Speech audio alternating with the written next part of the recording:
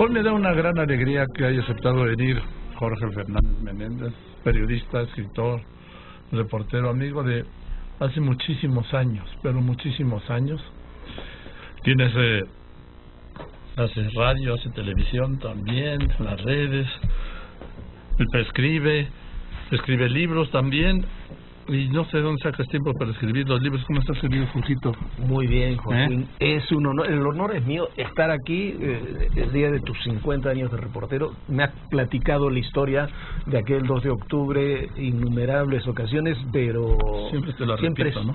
Siempre es una historia fantástica, porque las primeras veces siempre son fantásticas. Y nos conocimos, trabamos amistad hace exactamente también 30 años. ¿Sí? Fue la primera gira de Carlos Salinas de Gortari en Washington y en Nueva York. Así es, que coincidió, eso fue en octubre. O septiembre u octubre. Fue porque fue también para una reunión de Naciones Unidas, sí, ¿no? Sí. Que coincidió con la muerte de Cloutier. De Cloutier, en el choque, claro. Sí. Estábamos en el Departamento de Estado en Washington cuando nos enteramos de la muerte de Manuel Cloutier. Bueno, pero pura historia. No, pura historia, pero la historia esta, La Noche de Iguala, que está publicando Jorge Fernández Menéndez, secuestro, asesinato y narcotráfico en Guerrero. La portada dice: bienvenidos a Cocula, está editado por Cali Arena. ¿Qué va a ser los 43 de Iguala, Jorge? ¿Va a ser el 68?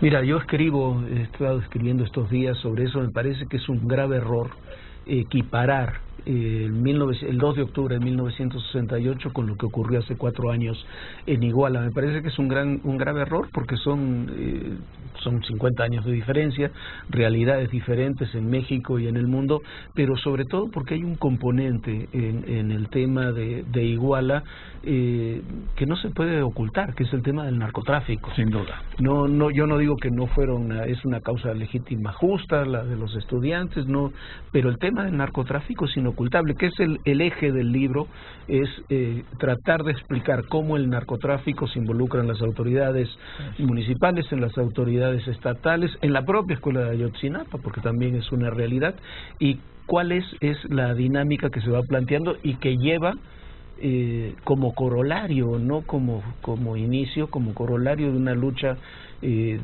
2-3 años atrás, desgraciadamente, el secuestro y la muerte de estos jóvenes. Tú dices muerte, no desaparición. A ver, están desaparecidos. En los últimos estudios, los últimos peritajes más serios en el basurero de Cocula establecen que ahí se incineraron aproximadamente 19 cuerpos. Entre 17 y 19 cuerpos se tienen que haber incinerado ahí. Están identificados 2, pero el último estudio que se hizo, que lo hicieron 5 especialistas, en unos apartados ellos consideran que son entre 17 y 19 cuerpos. Evidentemente hay otros 20 cuerpos, 22, 23 cuerpos que no estarían ahí. Pero está el testimonio de los sicarios que ahora un tribunal de Tamaulipas, por alguna extraña razón, decide dejar en libertad, que es muy contundente, donde ellos están explicando cómo los mataron, por qué los mataron. Y cuando tú ves las filmaciones, las hemos pasado al aire, están transcritas en el libro, están tomando refrescos, así como torturados, no se los ve, ¿no? Esto de la tortura, sin negar que exista, claro. ¿Sí? Se ha convertido en la defensa de sus litigantes. Claro. Me torturaron. Y además, en este caso, les están quitando el delito de delincuencia organizada, que es el más grave, por el que estaban detenidos, al Gil y al Cepillo, que son 2 de los principales sicarios, por presunción de tortura. O sea, ni siquiera está comprobada, y es el mismo tribunal que sacó esta resolución que a mí me parece también terriblemente confusa, dañina para la actual y sobre todo para la próxima administración, de que se creara una comisión de la verdad para establecer lo sucedido. Para eso hay autoridades, para eso el presidente electo tendrá un nuevo fiscal, tendrá una nueva fiscalía, puede crear una fiscalía especial si lo desea, ya dijo que no. Que ya dijo que no, y no le veo sentido reemplazarlo por una llamada comisión de la verdad. Y además una comisión de la verdad que establece ese juzgado, que tiene que ser encabezada por un representante de los padres de familia, va a ser Vidulfo, ¿no? Sí, claro. Y un representante de la Comisión Interamericana de los Derechos Humanos. O sea, el Ministerio Público dependiente de ellos. Y el Ministerio Público y las demás instituciones dependiendo de una de las partes interesadas, con todo legítimamente interesadas, y por otra parte por una instancia internacional. Entonces, a mí yo no tengo problema que por supuesto los padres, la Comisión Interamericana, quien sea, sean observadores, sean coadyuvantes y que participen, pero tienen que ser las instancias del Estado mexicano. Eso dice la Constitución. Solamente un papel que se llama Constitución. Algo intrascendente. No sé si habrás leído, supongo que sí, la declaración que hizo Félix Salgado Macedonio, que ahora es senador de la República y presidente de la Comisión de la Defensa Nacional, que él va a hacer que se abran los cuarteles. A ver, los cuarteles se han abierto en innumerables ocasiones. Todos los soldados, oficiales y soldados que estuvieron en el cuartel, en el batallón de Iguala, ya han rendido su declaración. La han rendido ante el Ministerio Público.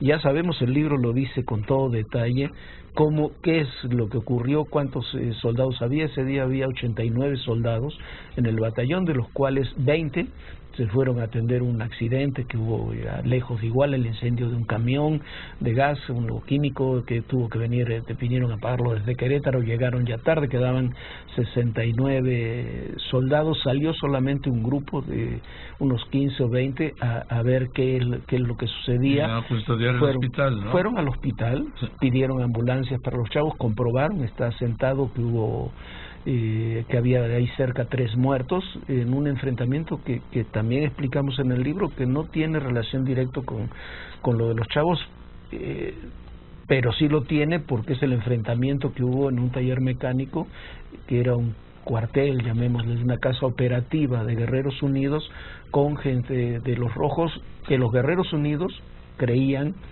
o consideraban que los estudiantes venían, los de Rojos venían encapsulados, digamos, ocultos dentro del movimiento de los estudiantes de aquella noche.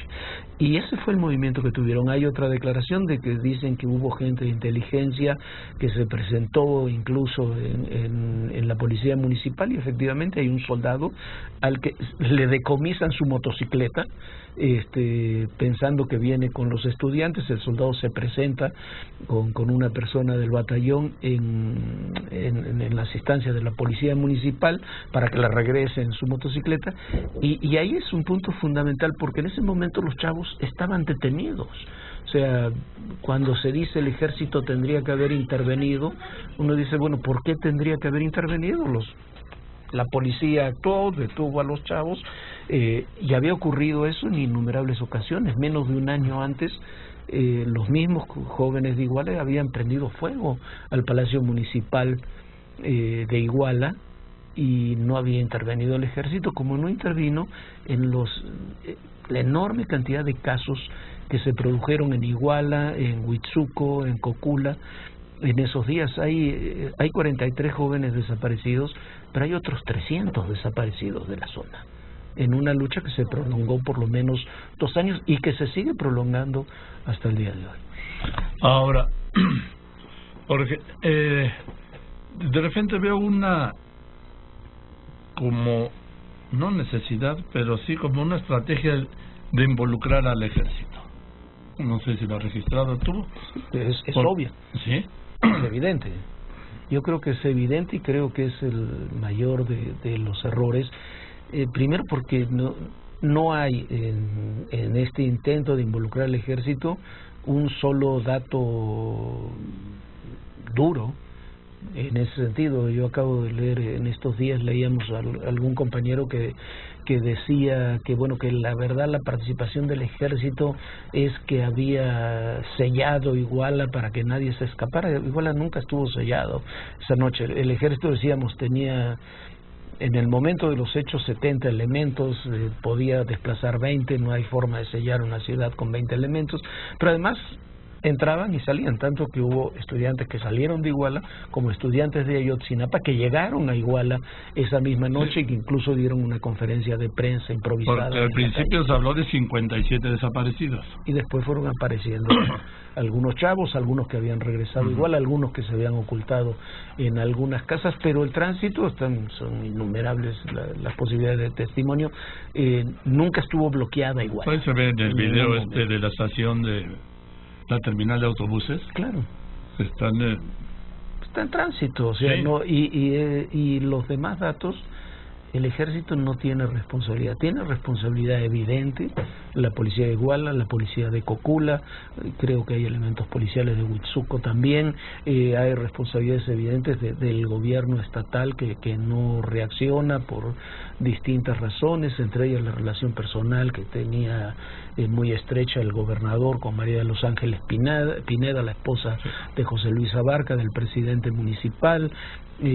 Está en el libro, está, y yo creo que es una de las piezas fundamentales que logramos obtener, las conversaciones entre los líderes de Guerreros Unidos en Chicago con los líderes de Guerreros Unidos en Iguala y en otros, hay algunos en Chilpancingo también, que están hablando durante los hechos, se están comunicando telefónicamente, están reportando, están preguntando qué pasa. Todo el tiempo ellos piensan que es un ataque de los rojos contra Guerreros Unidos. Al día siguiente siguen hablando, están preguntando qué es lo que sucedió, le informan qué es lo que sucedió y bueno, es una grabación que hizo la DEA en Chicago, siguiendo a la gente de Guerreros Unidos, y que por alguna extraña razón México tuvo 2 años después de los hechos, tardaron 2 años y medio prácticamente la DEA en entregar las grabaciones al gobierno mexicano. En fin, pues aquí está todo en la noche de Iguala: secuestro, asesinato y narcotráfico en Guerrero. Y es que es el punto central, la diferencia del 68, es porque el 68 fue el poder político. Claro. Aquí es el narcotráfico aliado con las policías y con el poder político. Sí, es el narcotráfico que tiene cooptado parte del poder político. Esa es la verdadera historia, que es una historia terrible por sí misma. Así es, y que ha desplazado a la autoridad. ¿Por qué? Porque cumple funciones de Estado, da seguridad, cobra tributos, como dijiste ahora, impuestos, hace traslados, revisa contratos públicos, hace cobranzas. Y en el caso de Iguala, era la señora Pineda, la esposa de José Luis Abarca, es la hermana de los 4 líderes de Guerreros Unidos. Ella misma lo manejaba. Toda la policía municipal de Iguala está controlado por ellos. Tienen un hombre de Guerreros Unidos, que además es un hombre puesto por el narcotráfico como subjefe de la policía operativo. Guerreros Unidos es uno de los pocos municipios que no le pedía al Estado presupuesto para seguridad, porque Guerreros Unidos ponía la seguridad. Claro. De su municipio. Eso es que la esposa de Abarca es muy cierto. 4 hermanos de la esposa del presidente municipal, José Luis Abarca, eran 4 líderes del grupo. Los 4 líderes del grupo, 2 han muerto, 2 están vivos todavía. Sí, pues aquí viene todo, la noche de Iguala, se lo recomiendo. Muchas gracias, Jorge. No, muchísimas gracias a ti. Muchas felicidades, es un placer realmente estar contigo, y particularmente un día como hoy. Pues a mí me da más gusto. Muchas gracias. Muchísimas gracias. Jorge Fernández Menéndez. Le repito, La noche de Iguala: secuestro, asesinato y narcotráfico en Guerrero, editado por Cal y Arena. Muchas gracias.